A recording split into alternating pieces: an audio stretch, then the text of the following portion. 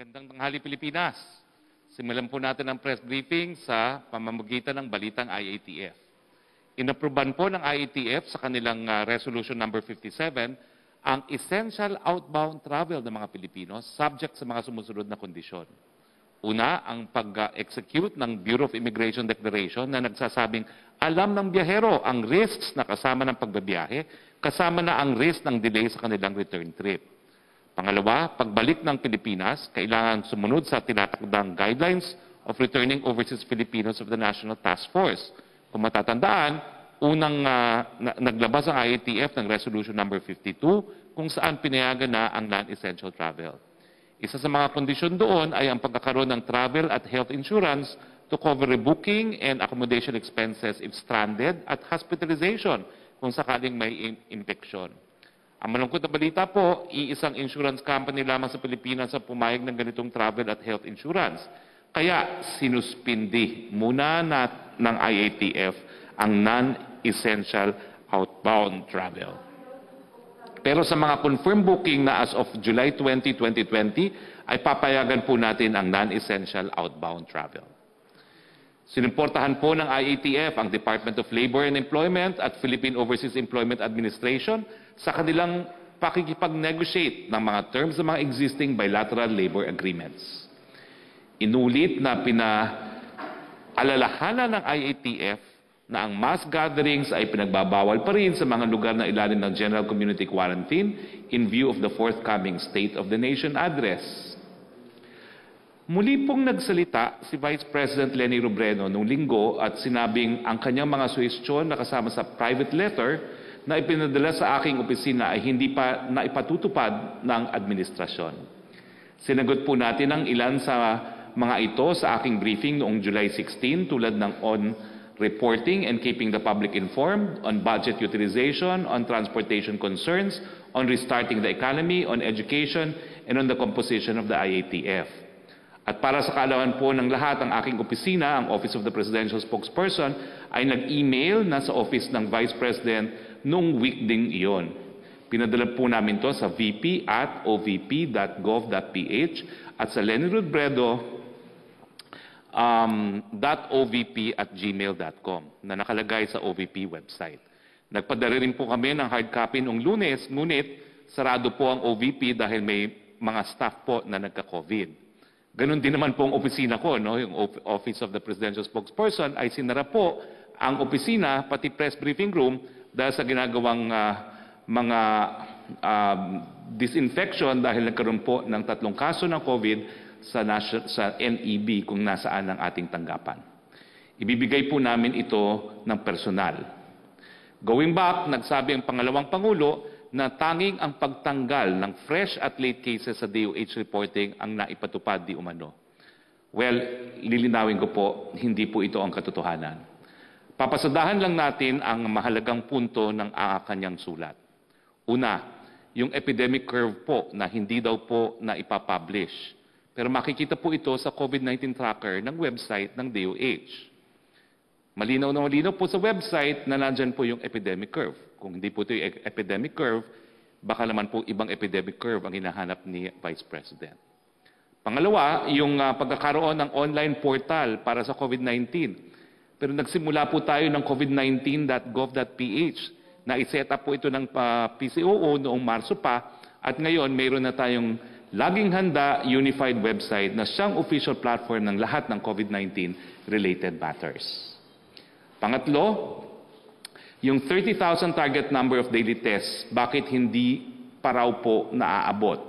Well, kung nasubaybayan niyo po ang aking mga briefing, Mayo pa po lamang ay umabot na sa 34,000 ang ating testing capacity at itong Hulyo, umabot na siya ng mahigit 74,000. Kaya ang target natin na 30,000 tests a day ay naabot na ngayong buwan.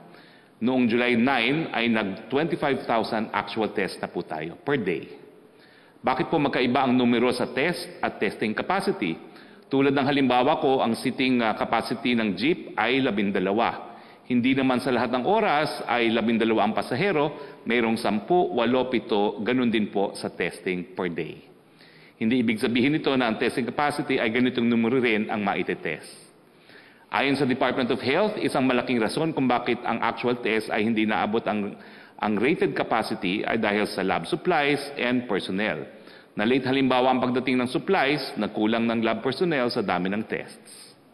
Pang-apat, sa contact tracers. Nasa 14th report po ng Presidente sa Congressional Oversight Committee ang kasagutan dito. Sa 14th report, nakasaad na may mahigit 54,000 contact tracers as of June 24. Ngayon, nasa 69,000 na po at patuloy na tumataas ang bilang per DILG. Kukuha po tayo ng additional contact tracers na hindi bababa sa 50,000 sa ilalim po ng Bayanihan 2 para po maboost pa yung ating contact tracing capability and efforts. Panglima, sa PCR tests para sa mga locally stranded individuals, ang LGGU po ang may otoridad na magsagawa ng anumang test na nais nila sa mga LSI pag pumasok na ito sa kanilang mga lugar. May nagpapa-PCR test, meron naman nagpapa-rapid test. Pero lahat po sila, bago umalis na Maynila, at least meron po silang rapid tests. Kaya rin naman po natin gawin ito sa Metro Manila provided masunod ang DOH protocols. Lahat ng benepisyaryo ng programang hatid tulong ay sumasailalim sa rapid test bago po sila umalis. Panghuli, sa pampublikong transportasyon, ang layunan ng ating Public Utility Vehicle Modernization Program ay mapalitan ang boundary system ng fixed salary and remuneration package para sa mga tsuper at operator ng jeep. Ginagamit na rin natin ang contactless payment system sa mga Transportation Network Vehicle Services, TNVS, modern PUVs, taxis at buses. Isusunod na ang contactless payments sa railways, aviation at maritime sectors. Sa katunayan, sinimulan na ang i-digitize po ang koleksyon ng port charges gamit ang Electronic Payment Portal, EPP, ng Philippine Ports Authority. Pinayagan na rin natin ang mga operator at super ng mga jeep na bumiyahe sa kondisyon na sila ay roadworthy at may valid insurance.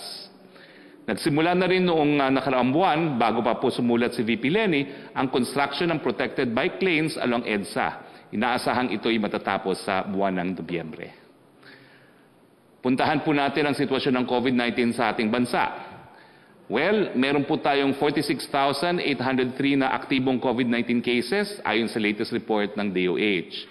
Sa mga aktibong kaso, 90.1% po ang mild, 9% ang asymptomatic, 0.5% ang severe, at 0.4% ang critical.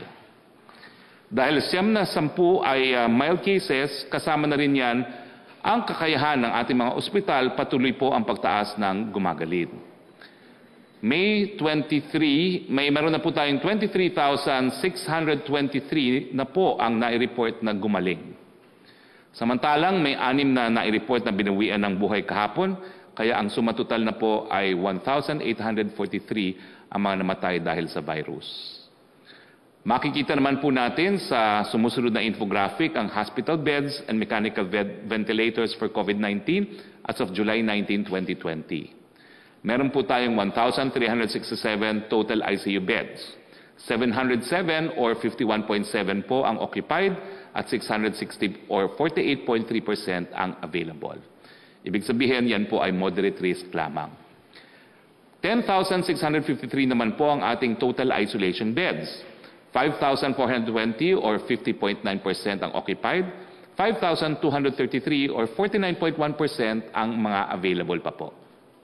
Ang bilang naman po ng ward beds ay nasa 3,714, 2,088 or 56.2% ay occupied, 1,626 or 43.8% ay available. Marami pa po tayong ventilators. Meron po tayong 1,951 at 567 or 29.1 ay ginagamit. 1,384 or 70.9% pa po ang pupwedeng gamitin. Kanina po, dumalaw po tayo sa SM MOA Arena kung saan meron tayong mega swabbing center na nagtetest po ng 2,000 hanggang 2,500 na katao kada araw galing sa iba't ibang parte ng Metro Manila. Panuorin po natin ang ating bisita. Nakikita niyo po ngayon yung ating mga mega swabbers na nakasuot ng PPEs. Kinakailangan po sila magsuot ng PPEs dahil Kapag meron po nagpositibo sa virus, buhay na virus po yan. Ito po yung waiting area doon sa loob mismo ng arena, MOA Arena. At dyan po talaga kinukuha yung mga swabs ng mga tao. No? Yan po, meron pong mga booths kung saan pupunta ang ating mga kababayan para sila po ay makunan ng swabs. Swabs lang po ang kinukuha rito, pinadadala po sa laboratory yan para malaman kung positive or negative. Kahit anuman po ang resulta, ipadadala po sa ating mga kababayan ang resulta via electronic mail or email. Ganyang kadami po yung swab facilities natin. So bagamat mahaba po ang pila, mabilis naman po ang galaw ng pila. Okay. Na-interview rin po natin ang PNP Police Colonel na in charge po sa mega facility na yan, yung mega swabbing facility, at saka si Secretary Vince Dizon, ang ating testing SAR. Panurin po natin ang interview natin sa kanila. Arena kung saan naririto po ang isang mega swabbing center na binuksan po ng ating gobyerno. Isa sa 4 na mega swabbing center dito po sa Metro Manila. Importante po itong swabbing center nito dahil sabi nga ng WHO, ang panlaban natin sa COVID ay test, test, and test. Kasama po natin ngayon si Police Colonel Jess Austria. Colonel, ganong kadami pong nagpupunta rito sa mega swabbing center kada araw? Marami po, sir. Actually, nag-cater po tayo ng mga LGUs. At the same time, pati yung mga OFWs, mga regarding OFWs, LSIs, and pati na po yung AFP ngayon, yung Philippine Navy, Philippine Army, at saka Philippine Air Force po. So nag-average po tayo ng mga 2,000, mga ganoon po sa isang araw po. 2,000 a day, ha? At yes, lahat sir. po yan ay nasa swab, no? Yes, sir. Paano nyo naman po na maintain ang social distancing at saka yung kaayusan dito? Ang ginagawa po natin is yung scheduling. Sinasabihan po natin yung mga LGUs para kung ma-arrange po yung transportation, hindi po sila magsabay-sabay, sir.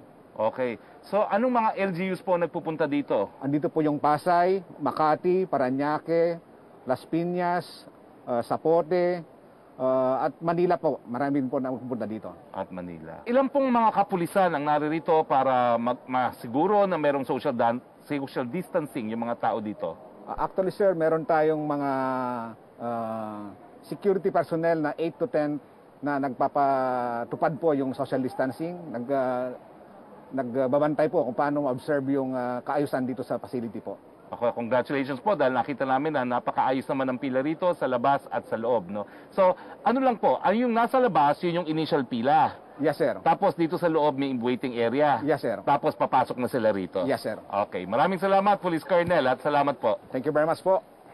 Kasama naman po natin ngayon ang ating testing SAR, walang iba kundi si Secretary Vince Dizon. Sec Vince, congratulations dito sa mega swabbing facility natin dito sa SM Arena, no? Ganong katagal na itong swabbing facility na ito? Halos 2 buwan na po ito. Nagsimula ito nung bandang Hunyo, nung June. Pero ngayon po talagang nag-ramp up na tayo ng mga testing natin. Dito sa facility na to, mula 3 weeks ago, umaabot tayo ng hanggang 2,000 to 2,500 per day na tinetest dito. At isa lang to sa 4 dito sa Metro Manila. Saan pa po yung 3 nating ibang mega swabbing facility? Meron pong isa sa lungsod ng Maynila, sa Palacio de Maynila. Meron pong isa sa Norte, sa Philippine Arena naman. At yung pong isa ay sa City of Taguig. Okay. Ilan pong anong oras po nagbubukas itong SM Arena facility na ito? Alam ko po, nagsisimula na sila. Ang mga tao ay dumarating na po as early as 7:30, 8 o'clock. At ang pagsara po? Ang pagsara po hanggat po maubos. Okay. Ang mga taong pumupunta dito hanggang minsan naabot ng mga alas 6 ng gabi. Okay, kung yung nanonood po ay gustong magpa-swab dito, paano pong gagawin niya? Pupunta lang ba siya dito basta-basta? Pwede po silang mag-coordinate sa kanilang LGU or pwede din po silang pumunta dito. Diretso na po? Diretso na po. So pipila lang? Wala na appointment? Pipila lang po sila. Wala na pong appointment. Paano naman po ang bayad? Libre po ito under PhilHealth, no? Dahil nga po nag-expand na po tayo ng guidelines natin at yung ating testing protocol. Kaya ngayon po ay talagang napakarami na ng tinetest natin. Spox alam naman natin, nag-target tayo ng 1 million by end of July. Ngayon po ay nasa halos 1.3 million na tayo. Hindi pa natatapos ang buwan ng Hulyo. Okay. So, ilan pa pong testing ang gagawin natin, no? Marami pa po. Marami pa. Ang testing po na target natin ngayon ay 10 million tests na. At ang ating per day, umaabot na po tayo ng mahigit 28,000 per day. Nung Marso po, para kung maaalala ng mga kababayan natin, nasa 500 tests per day lang tayo nung buwan ng Marso. At ngayon po, ay halos 30,000 na kada araw ang tinetest natin. So, ma-meet na natin yung target natin na 32,000 a day of testing. Opo. Ngayon pong July, tingin po natin ay mamimit na po natin yung target na yun. Sino pa ba yung mga ibang bansa na ganyan din ang ginagawang testing per day? Ngayon po ay halos doble na tayo ng ginagawa ng South Korea. Ang South Korea po ay nagtetest ng mga 15,000 per day. So halos doble na tayo at isa sa mga maraming tinetest ang South Korea sa Asia. Kaya po finally po umabot na tayo sa level na yon. Pero hindi tayo hihinto doon. Talagang sabi nga po ng ating Pangulo, kung kakayanin, dapat lalo na dito sa Metro Manila at sa mga urban center natin, kung kakayanin, sana lahat ng tao ay matest natin. Oo. Sir Vince, ano ba itong tinatawag nilang pool testing? How does that work? Ang pool testing po ay isang paraan na ginagawa nila sa laboratorio para po hindi na kailangan i-test ang tao, isang test kada tao. Ang pool testing po ay ginagamit kapag sa isang grupo, halimbawa mga OFWs, Spox, pwede nating pagsamahin ang mga sample ng 10 o kahit 20 OFW. Kapag negative po yung isang test, dun sa 10 o sa 20, negative na po lahat. Lahat sila negative. Lahat sila negative paano na. kapag positive? Kapag positive po, papaliitin po ang pool. So, magmula 20, gagawing 10. At kung yung isang 10 ay negative na lahat yung 10. Ngayon, kung yung isang pool ay may positive, hahanapin po, papalitin yung pool hanggat mahanap yung positibong pasyente. Pero anong test ba ang ginagamit dito sa pool testing? PCR o PCR rapid po. testing? PCR din po ito. PCR Opo, din. gold standard din po ang So, gagamitin ibig sabihin, kapag meron tayo isang testing kit, po pwedeng hanggang 20 matetest natin. Pwede po yun. So, kung gagamitin itong pool test at meron pa tayong 10 milyong test kits, kaya natin i-test lahat ng Pilipino kung gagamitin ng pool testing. Aabot, hindi naman po lahat, no? Okay. Dahil, syempre, kailangan i-reserva natin po yung mga test para sa mga area kung saan talaga nangangailangan. Okay. No, lalo na yung mga area na matataas ang incidence ng COVID-19. So, pero po sa Metro Manila, kagaya ngayon, dumadami ang ating mga kaso. Dapat talaga damihan talaga natin ang mga tinetest natin sa mga area tulad ng Metro Manila. Nagsalita kasi si Presidente kung pwede bang i-test lahat ng mamamayan. Dahil ang epicenter ng COVID ay Metro Manila, kung gagamitin na natin ang pooled PCR testing, kaya ba natin lahat ng 14 million dito sa Metro Manila? Kakayanin po kung gagamitin natin ang pooled testing. At tingin ko po ay lalabas na po yan sa review ng Department of Health. So ibig sabihin magkakaroon ng katuparan yung gusto ni Presidente na lahat ng Pilipino matest, at least sa simula dito sa Metro Manila. Opo, lalo na sa mga epicenter na tinatawag nila. Okay. Yung mga nagpapaswab dito, ilang araw pong resulta nila? Opo, umaabot po ng hanggang 3 araw lang ay matatanggap na nila yung resulta nila. At electronic na po ito lahat. So email nila matatanggap? Email po, makakatanggap sila ng text message galing sa Philippine Red Cross na ginagamit nating laboratorio dito. At makakatanggap din sila ng email. Kung wala naman silang email, makukuha po yon ng kanilang mga LGU at yung kanilang LGU po ang magsasabi sa kanila ng kanilang resulta. Okay. Maiba naman po tayo, no? Matapos po nating matest, siyempre dahil sa Oplan Kalinga, sinasabi natin kung walang sariling kwarto, walang sariling banyo, kailangan pumunta sa isolation centers. Ilan ba hong isolation centers natin dito sa Metro Manila? Sa Metro Manila, meron po tayong 6 na malalaki. Ang equivalent po niyan ay mga 3,000 beds. Ito po yung Wihilas One Ito yung Wihilas One Centers. Kaya lang, dahil nga po sa pagdami din ng tinetest natin, sa pagdami ng kaso, medyo napupuno na po sila. Kaya under Oplan Kalinga po ang ginawa natin nung nakaraang linggo sa tulong ng ating Department of Tourism, ay marami po tayong mga kinuwang mga hotel. Talaga ho, para hotel na ha? Opo, para gamitin ng ating mga kababayan na magpo-positibo. So naka-coordinate po ito sa mga local government units. Binabantayan po yan 24/7 ng ating kapulisan para po siguraduhin hindi sila lalabas. At meron din pong nag-aalaga sa kanila at libre din ang pagkain. So, ibig sabihin, bukod sa 3,000 sa mga Wihilas One Center na pinatatakbo ng national government, meron pa tayong mga hotel rooms. Ilan na pong mga hotel rooms yan? As of today po, may mga halos 2,000 po tayong nakuwang hotel rooms. Oo. At marami na pong mga na-occupy ng ating mga kababayan na asymptomatic na positibo sa iba't ibang LGU sa Metro Baka Manila. naman sabihin ng taong bayan, pipitsuging hotel yan. Anong mga hotel po yan? Ay, ito pong mga hotel natin sa Metro Manila, yung mga Go Hotel, Sogo Hotel, Astrotel, yung pong mga hotels na talagang komportable na magagamit ng ating mga kababayan habang sila'y gumagaling. Sino naman magbabayad ng mga hotel na yan? Bayad po yan lahat ng national government. Kailangan lang talaga magpasundo at libreng hotel habang nasa isolation. Opo, pero lahat po yan ay dumadaan sa mga LGU. Sa ating pong mga hotel, hindi po pwedeng walk-in. Okay. Kasi kailangan po ang LGU natin ang magdadala sa mga pasyente sa mga hotel isolation facilities, dala ang positive result ng bawat pasyente. Alam ko yung mga lokal na pamahalaan sa Metro Manila, meron din silang tinatawag na ligtas center na local isolation. Mga ilang bed capacity ang local isolation? Right now po sa NCR, mahigit 10,000 po yan. Wow. So all in all, meron na tayong mahigit kumulang mga 15,000 bed capacity for isolation. Opo. Pero kailangan pa rin po tuloy-tuloy tayo at si Secretary Villar po, ang ating isolation SAR, ay gumagawa na ng mga panibago pang malalaking isolation facility. Pero in the meantime, habang hinihintay natin yon, kailangan mag-isip tayo ng mga innovation. Kaya po itong mga hotel natin sa Metro Manila ay ginagamit na rin natin. Okay. Maraming salamat, mga kaibigan, si Secretary Vince Dizon, ang ating testing SAR. Balik na po tayo sa ating press briefing at simulan na po natin ang open forum. Sana ay ang ating mga kasama sa Malacañang Press Corps, sana po bigyan niyo ako ng passing grade bilang isang reporter.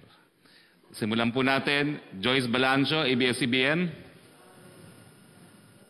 Yes, good afternoon po, Secretary Roque. Sir, several experts po from health sciences in UP have given the government a failing grade for its COVID-19 response. Sabihin ko lang po yung ilan sa mga dahilan nila.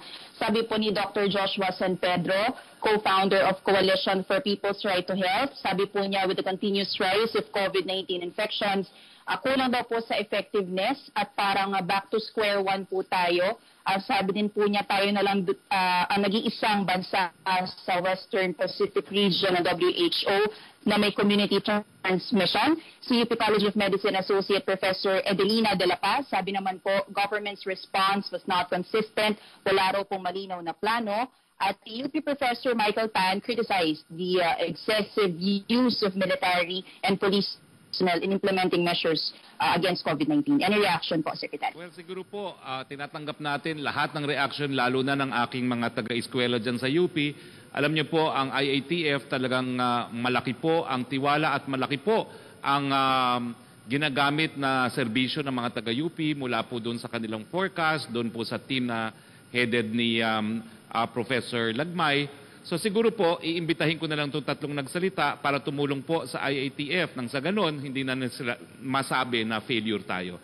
So you're all welcome to join po the pool of experts ng IATF, and I will personally make sure that a letter of invitation or letters of invitation are sent to the three colleagues of mine from UP. Opo, on na Secretary Roque, meron na po ba kayong dagdag na details that you can share with us? Like for example, who are the 15 cabinet members who will join the President, and will the list include Executive Secretary Salvador Mijaldea, who was recently exposed to PSG personnel, 8 of them tested positive for COVID-19? Well, hindi ko pa po alam kung sino yung 15 cabinet members. I can confirm that I will be in Batasan Pambansa. I will be counted as one of the 15 cabinet members, but I will be taking my seat as a former member of Congress. Opo, si ES wala pa po tayong balita po, Secretary, no? Hindi ko pa po alam kung anong desisyon ni ES, bagamat tapos na po yung takdang araw na at nagpa-PCR test na siya. Ang PCR test po kasi is most accurate 5 days after the exposure. Alam ko po tapos na yung 5 days when the PCR test was administered to him. So accurate na po yung negative result ni ES. Last na lang po for me, Secretary, former Supreme Court Justices Antonio Carpio and Conchita Carpio Morales joined the other petitioners in the Supreme Court asking the High Court to declare as unconstitutional ito nga pong anti-terrorist that many petitions have been filed already in the High Court at kasama na nga po itong legal luminaries, former Supreme Court Justices, baka po mas maging pati yung kanila pong opinion kapag pinag-usapan na po ng kanilang former colleagues in the Supreme Court yung mga petition po. We welcome all these petitions. After all, it is the Supreme Court that will uphold the supremacy of the Constitution. So maraming salamat din po sa kanila dahil magbibigyan ng linaw kung talagang labag sa saligang batas po itong bagong batas laban sa terorismo. Yusek Roque, please. Thank you, Secretary. Good afternoon, Secretary Roque. Question from Lowell Riquelman of Banat Pilipinas News Davao Media. In a presser, DSWD Secretary Rolando Bautista responded sa sinabi niya na nababagalan po ang Malacañang sa distribution ng SAP second tranche. Then he gave an update na nasa 3.5 million overall beneficiary pa lang po ang nabibigyan nila ng ayuda. It is 3.5 million mula sa target nilang 18 million beneficiaries. Sa tingin niyo po, makakaabot ba sila sa deadline nilang 80% distribution sa end of July? Well, hindi pa naman po tapos ang end of July. So, antayin po natin ang end of July. Pero sa ngayon po, hindi na lang 3 million ang nabigyan nila, no? Meron na po sila nabigyan na 3,786,143, no? Ako naman po'y kampante na kapag talagang gumana na yung electronic transfers nila, siguro 80%, 1-2 araw tapos yan. So antayin muna po natin ang katapusan ng Hulyo dahil yan naman po ang pinangako ng DSWD na at least 80% mabibigay nila pagdating ng katapusan ng Hulyo.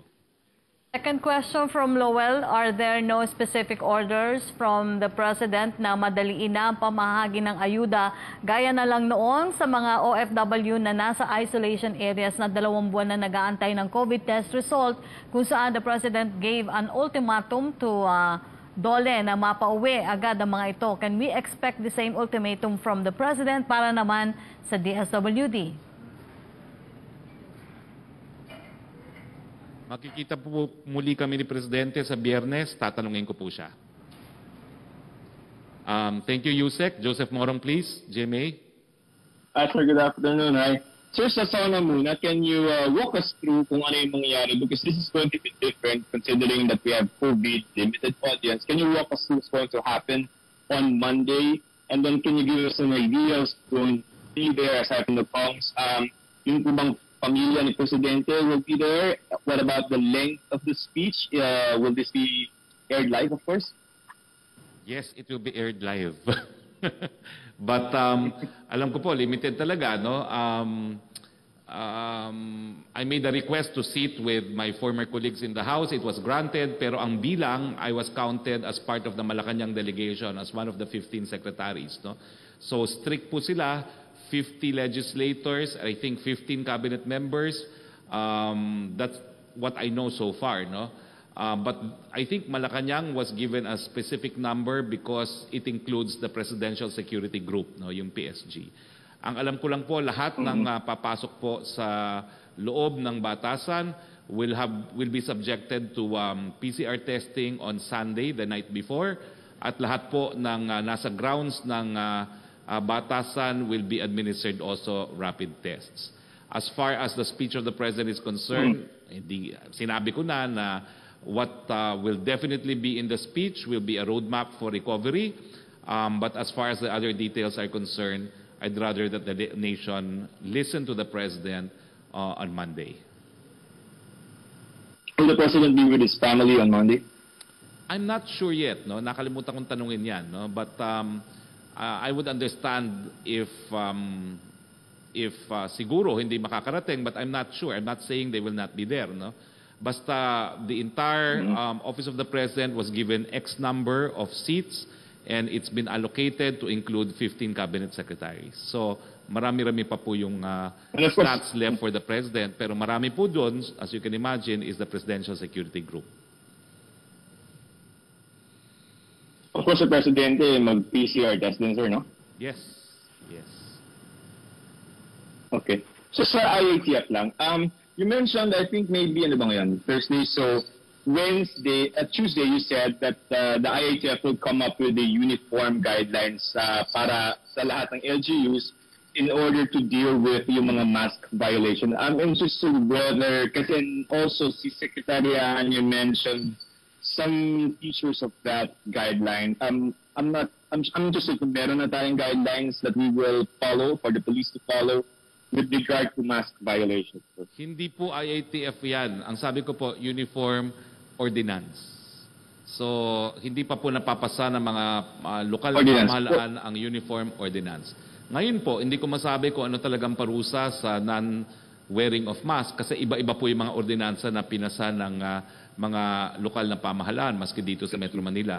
Ang common lang po so far is yung curfew na 10 to 5, no? So, ang pagpapatupad po ng non-wearing of mask, well, nakadepende po yan doon sa umiiral na ordinansya kung saan po ma-apprehend ang isang tao. Pero asahan nyo po na magkakaroon talaga ng uniform ordinance. Sir, one last question. Sir, is the government interested in bringing back yung mga quarantine protocols? Because if the problem now, given the increasing number of COVID, is the mobility, ibig sabihin maraming tayo nasa labas, would the government consider reimposing again yung mga quarantine passes, at least to cover yung mga hindi nasa A4 and yung mga workers in related and allowed industries? Actually, yan po ay mumungkahi ko mamaya sa meeting ng IATF dahil yung aking isang kasama po sa trabaho na panandili nasa probinsya, isang obserbasyon nga niya, sa probinsya, miski MGCQ na, hinahanapan pa rin ng quarantine passes para ma-discourage po yung paglabas ng tao. So siguro isa po sa mumungkahi ko mamaya na dahil GCQ naman tayo, kinakailangan pa rin na sitahin at hanapan ang mga tao ng kanilang quarantine passes para mabawasan pa rin yung mga lumalabas without having to lock down the economy again. So you think that will help, no? In the controlling the mobility at least? Hindi pa po yan aprobado ng IATF, linilinaw ko lang po. Okay? All right. Maraming thank you for your time. Thank you, Joseph. We go again to you, Sec Roque, please. From Francis Wakefield of Daily Tribune, recently daw po naglalabasan ng reports ng mga vaccine na pumasa sa initial trial or test. Is the government this early communicating with the governments of these countries para daw po ma-advance order tayo in case dumating yung time na may vaccine na for COVID-19? Magkano kaya ang ilalaan ng gobyerno na budget to buy the vaccine at ilang milyon po ang balak natin bilihin? Sagutin ko muna kung magkano. Ang sabi ni Presidente, kahit magkano yan, hahanapan niya ng pondo. So wag na tayo mag-usap kung magkano yan. Kahit magkano yan. Ang sabi niya, inulit po niya, bebenta ko lahat ng ari-arian ng gobyerno para makabili ng vaccine. Bagamat tutul po dyan si Finance Secretary Dominguez. No? Pero yan po talaga ang paninindigan ng ating Presidente. Tayo po ay merong independenteng relasyon or independent foreign policy. At dahil po dyan, inaasahan natin dahil kaibigan tayo ng lahat, ng China, ng Russia, ng Amerika, ng Europa, na kung sino man ang makadevelop ng vaccine ay tayo po ay tinuturing na kaibigan nila. No? Ang alam ko po, 3 na ngayon ang vaccine na nasa 3rd stage of trial na. No? Isa sa China, isa sa Inglaterra at isa ata sa Amerika. At pagdating po sa Amerika, sinabi po ni Ambassador Romualdez na nakikipag-ugnayan na sila sa mga gumagawa ng vaccine para makabili tayo. Pagdating naman po sa China, inassure na po ng President Xi ang ating presidente na isa tayo sa unang makikinabang pagdating sa vaccine. At ang Inglaterra naman po, yung Oxford vaccine, nagsabi na po sila, ibebenta nila ito at cost. At ang cost po, if I'm not mistaken, parang under $3 ang isang vaccine. Ang pangako ng University of Oxford, hindi po nila tutubuan. Question from Rose Novenario of Hataw. Narito po ang kanyang tanong. Ano ang government action po sa mga private companies na hindi nagpapatupad ng health protocols tulad po daw ng Fluor Daniel Incorporated sa Muntinlupa, Engineering and Construction na pinapapasok din ang mga empleyado at hindi nag-disinfect na opisina kahit na mayroon 7 na nag-positive for COVID? Mula po kay Rose Novenario. Well, binibiling ko na po ngayon sa aking staff, sa aking magiting na ASIC Queenie. Paki-coordinate po ito sa DTI at sa DOH dahil meron pong visitorial powers ang DTI at DOH. Papuntahan po itong establishmentong ito para makumpirma kung talagang hindi po sila nagpapatupad ng safety measures at ipataw ang dapat na ipataw na parusa. Thank you, Yusek. Punta naman tayo kay Melo Acuña. Good afternoon, Secretary. I just got a question from an elementary school classmate asking, would there be plans for the government to prioritize or how to grab distribution of the long-awaited vaccine? Nako, Melo, take two please dahil garbled ka. Take two. Dahan-dahan din para maintindihan ko yung question. Go. I just got a question from my elementary school classmate asking, has the government prepared to distribute the long-awaited vaccine among our people? Meron na pong planong binuo ang DOH kung paano madidistribute ang vaccine na yan. At handa po tayo doon sa proseso na madistribute yan kung magkaroon talaga ng vaccine. At meron naman po talaga tayong programa kung paano natin didistribute yung iba't ibang vaccine din na kinakailangan ng ating mga kababayan. Airline companies have begun budget fares to encourage domestic tourism. But the problem is there is no public confidence considering the protocols being observed or mandated by local government units, Mr. Secretary. Nako, garbled, hindi ko nakuha ang tanong. One more time. Dahan-dahan. All right. Airline companies have introduced budget fares, but it seems people are lacking in confidence to travel because of the different protocols or quarantine requirements sought by LGUs. May we have your take on this, Secretary? Okay, narinig ko na po yan sa NTF na isusulong nila ang common protocol, no? Dapat i-adapt ng mga lokal na pamahalaan pagtanggap po ng mga biyaheho sa kanilang mga lugar. Siyempre po, yung iba't ibang pulisiya ng iba't ibang local government units, yan po ay dahilan kung bakit napipigilan ng ilan para bumiyahe, no? So, ang solution po dyan, magsasuggest tayo ng common guidelines to be adopted by LGUs. Pero siyempre po, kinakailangan makonvince muna natin ang mga LGUs. Meron po kayong reaction sa kahilingan ng Philippine Chamber of Commerce and Industry na buksan ang ekonomiya upang makabawi ang kalakal sa bansa? Sang-ayon po kami dyan 100%. Kaya nga po ang mensahe natin, bagamat nandyan pa po ang COVID-19, kinakailangan ingatan ang buhay para po makapaghanap buhay. Salamat po.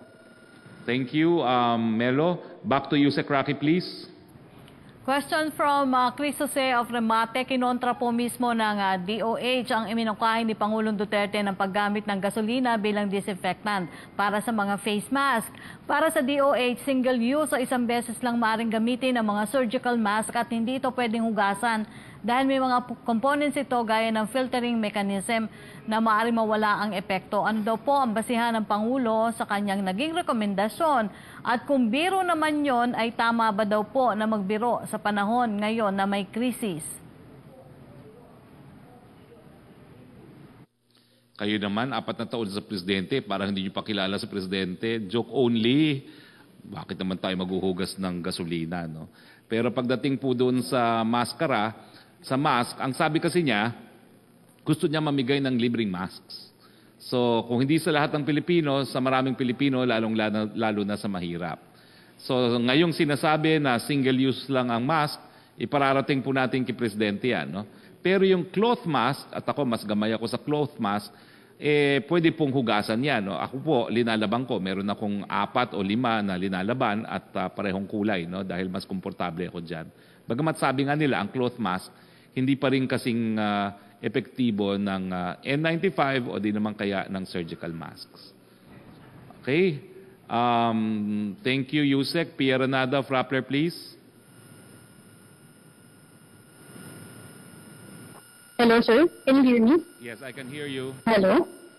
Yes, go ahead. Okay, sir, just want to ask Nako, Sir, garbled ka. the 15 petitions po kasi. Wait. Garbled ka. Slowly, please. Garbled ka parang si Melo. Go ahead. Now. Go. Sir, in the anti-terror law, there are petitioners who are saying that the problem with the law is the vagueness of the terms, especially on the kinds of crimes punished by the law. And the DOJ admitted that there needs to be an IRR to flesh out these terms.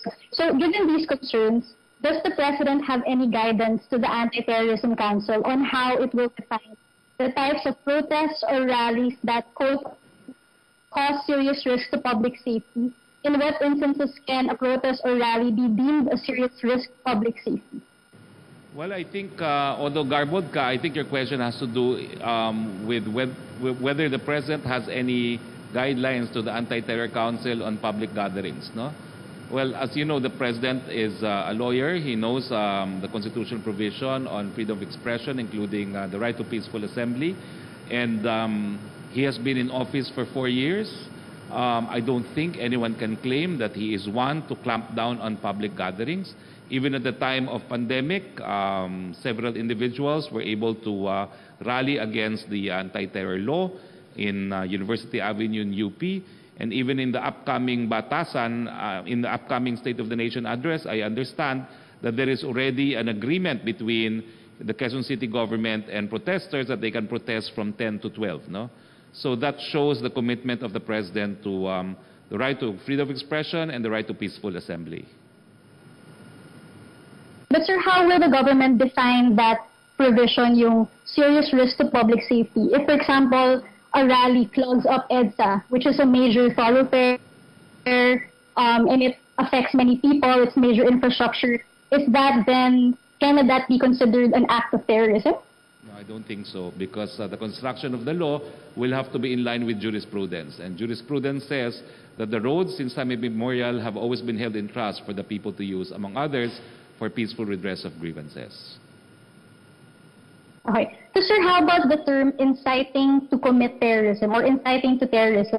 Is it enough for a person to say, oh, this other person incited me to commit an act of terror, for that other person to be seen as a suspected terrorist? Again, this is subject to existing jurisprudence. There must be clear and present danger. And jurisprudence has said that the utterance, in order to be included in incitement, must also, the person speaking must also have the capacity, no, to actually do what he is inciting others to do. So the example being given, of course, is an ordinary individual inciting. If he has no way to actually carry out what he is inciting others to do, then that is still subject to freedom of expression. But if the person speaking is a member of the Abu Sayyaf and fully armed, then clearly there is a clear and present danger. Courts have had extensive experience in the Philippines in evaluating when there is clear and present danger. Okay. So sir, last question. On the Oplan Kalinga, how many mild and asymptomatic persons have been transferred to government isolation facilities from their homes? They will be picked up by local government units and brought to the isolation centers. And we also have established protocols already. I think they will have barangay officials wearing protective gear, if not outright PPEs, to transfer them to isolation units. Okay? Sir, yung question ko is how many, sir? Yung question ko is how many have already been transferred? I don't have the data now because these are LGU LGU-led activities. No, we'll try to collate how many. But according to testing SAR Vince Dizon, we've had to book at least 2,000 hotel rooms now because apparently our We Heal as One centers, which can accommodate up to 3,000 people, is not enough. So we have booked additional 2,000 rooms. So it seems that the messaging is working. Nakikinig po ang taong bayan.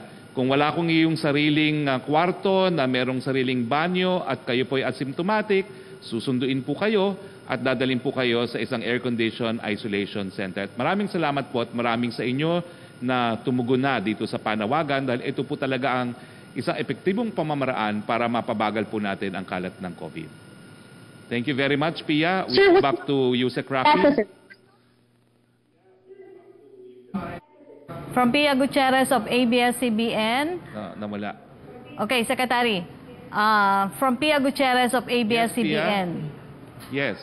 Sa SONA daw po ng Pangulo, inaasahan na... Sa online, dati Yes, question to be read, Secretary. Inaasahan, ulitin ko lang po, sa SONA daw po ng Pangulo, inaasahan na ilalatag niya yung recovery plan ng gobyerno mula sa COVID-19 na pandemic. Kumpiyansa ba daw po ang palasyo na matutupad ni Pangulong Duterte ang pangako niyang comfortable life for all bago matapos ang kanyang termino, lalo na't marami ang nawala ng kabuhayan at nagugutom dahil sa pandemic? Alam mo, kaya naman natin paulit-ulit sinasabi kung ano yung kung gaano kabuti ang ating ekonomiya bago tayo binisita nitong COVID na ito, para ipakita na natupad naman ng Pangulo yung pangako niyang mas komportableng buhay para sa lahat bago nga ang sigalot ng COVID. Tandaan po natin na nung unang 3 taon at kalahati ng Presidente, nagkaroon po tayo ng pinakamababang hunger figures. Napakataas po ng ating growth ng ating ekonomiya at pinakamabuting credit rating po ang meron ng Pilipinas ngayon, bagamat meron pong sigalot na COVID. So sa tingin ko po, nagampan po ni Presidente yung mas komportabling buhay para sa lahat. Medyo naantala dahil sa COVID, pero meron pa naman 2 taon po na natitira sa termino at maibabalik po yung mas maraming Pilipino magkakaroon ng mas komportableng buhay. Mula pa rin kay Pia... Kailangan po, tulong-tulong tayo, bayanihan, kapit-bisig. Mula pa rin po kay Pia Gutierrez, sapat ba ang pagkakaroon ng magandang macroeconomic fundamentals ng gobyerno bago ang pandemic para masiguro na makakaahon ang bansa mula sa pandemic? And without preempting the President's speech, ano po ang aksyon ng maaasahan ng taong bayan mula sa gobyerno sa mga susunod na taon? Ang konteksto po ng napakabuting economic accomplishments natin ay para ipakita na kakayanin nating makabangon dito sa pandemya ng COVID. Yung ibang masama na pong ekonomiya, mas mahirap sila makabangon. Pero kampante pa rin tayo sa isang V-shaped recovery dahil napakalakas nga ng ating ekonomiya, kakayanin po natin ito. Pagdating naman po dun sasabihin ni Presidente, siguro antayin na lang po natin, talagang hindi ko po pangungunahan ng Presidente, pero naririyan din po yung Bayanihan 2 na sigurado ko na isa-certify as urgent, at yung Bayanihan 2 naman po, isa po yan sa napaka-malakas na sandata na gagamitin natin para tayo po'y makabangon dito sa aberya ng COVID. Tanong pa rin po ni Pia Gutierrez, reaksyon daw po ng palasyo sa baksak na grado na ibinigay ng mga medical experts sa COVID-19 response ng gobyerno. Sabi daw po ni dating UP Diliman Chancellor at Professor Emeritus Michael Tan, gradong F, as in falpak ang ibibigay niya sa Duterte administration matapos ang 4 na buwan na lockdown na hindi naman umano napigilan ang pagkalat ng sakit, pero nagpababa lamang ng kondisyon ng pamumuhay, lalo na daw po ng mga mahihirap. Alam mo, pareho naman kami hindi doktor ni Chancellor at kaibigan ko matalik si Chancellor Tan. No? Pero gaya ng aking sinabi kanina, imbitahin lang po namin sila para matulungan po ang IATF dahil sa ngayon naman po, talagang ang laki po ng alalay na binibigay ng UP bilang isang institusyon at yung mga individual na mga faculty members ng UP sa ating IATF. And we would welcome them. I will personally send them a letter of invitation. So Chancellor Tan, if you're watching, lagot ka. Mas marami ka ng trabaho ngayon. Okay. Last 2 questions po ito, Secretary. Mula kay Julie Aurelio on the suspension of non-essential outbound travel. Can we have details as to which insurance company agreed to provide insurance coverage? What next steps will the government take to encourage more insurance companies to provide coverage? Or will the IATF revise its requirements for non-essential outbound travel? Hindi ko po alam kung anong kumpanya yon at hindi ko rin aanunsyo, no, miski alam ko po. No. Pero ang punto po ay suspendido muna po ang non-essential travel hanggang makahanap po tayo ng mas maraming insurance company. Siguro po, iisa-isahin, padadala po natin ng communication sa Insurance Commissioner, sa Insurance Commissioner natin ngayon, o sa Insurance Commission, para sila na po ang humingi humingi sa mga insurance companies na kinakailangan magbigay ng ganitong insurance coverage. Okay. Last question po to, Secretary Roque, mula kay Randy Cañedo ng Dabig C News. Isang staff daw po ng Philippine Embassy sa Malaysia, sinabihan po ang isang OFW na less priority sa chartered flight kasi para lang daw po ito sa mga turista. Problema lang naman niya, dalawang booking na niya na na-cancel, expired na po yung visa at na-issue na ang memorandum check-out ng Malaysia. Ang masakit daw po, sinabihan siyang less priority sa employer na magpatulong kasi wala naman daw pong nakinabang sa kanya. Ang complainant po, ang pangalan ay Rowena Jupiter Pore. Rowena, please contact my office. Kung gusto mo, by email, spox@harryroque.com, bodyakin natin kung sino yan. Okay, one last question pala si Pia Ranada. Pia, may oras pa kasi tayo. We have last, ilang minutes ba? Last 4 minutes, so we can entertain one more question from you. Sir, follow up lang din sa Oplan Kalinga. Sir, we're doing it kasi we're just doing this Oplan Kalinga now. Is it a lapse on the part of government given that it's the ones that people were told to isolate at home if they are mild or asymptomatic? Well, I think hindi naging malinaw kasi yung sinabi ng DOH that the asymptomatics and the mild can stay home. No? Hindi nila lininaw na you must have your own room and bathroom. Kaya tingin ko isa sa dahilan to kaya tumaas ang numero natin. Pero we're rectifying it now. We have fully intensified our testing. You heard testing Sir Vince Dizon. We might be able to test every single person in Metro Manila. Kailangan lang natin damihan din yung isolation centers natin dahil baka mamaya, alam natin ang positive, walang sariling kwarto, walang banyo, hahawahin pa rin yung pamilya. No? So I think ika-calibrate natin yung intensified pool testing natin with the building of more isolation centers. Kasi nakita natin, mga wala pa naman 2 weeks natin in-announce itong Oplan Kalinga, napupuno na yung ating isolation centers. No? So talagang ganun kadami ang nakikita nating positive because of intensified testing daily. No? So, well, I have to recognize na the DOH perhaps should have been clearer at the onset na stay at home if you have your own room and your own bathroom. Okay, thank you, sir. Thank you. Now, so, wala na po tayong questions. Nagpapasalamat po kami sa aking partner, Mariao, dahil doon sa kanyang tinulong. Napakadami po kasing naka-isolation sa PTV4. So, ang crew ni Mariao ang nag-shoot ng video. Naubos na po ang cameraman namin dito ngayon sa aming makeshift OPS office.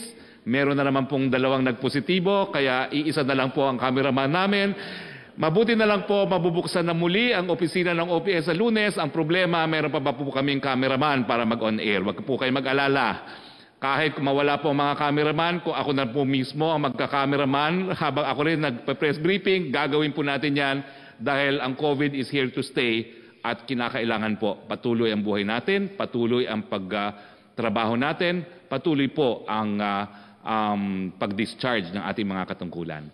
So sa ngalan po ng ating Presidente, Rodrigo Roa Duterte, sa ngalan po ng PDV4 na napakadaming mga naka-isolation na cameraman, sa ngalan po ng OPS na natatakot dahil ang dami nag-test positive na naman po dito sa new executive building, sa RTVM pala, ito po inyong Spox Harry Roque nagsasabing, laban tayo sa COVID, kaya po natin to, we will heal as one.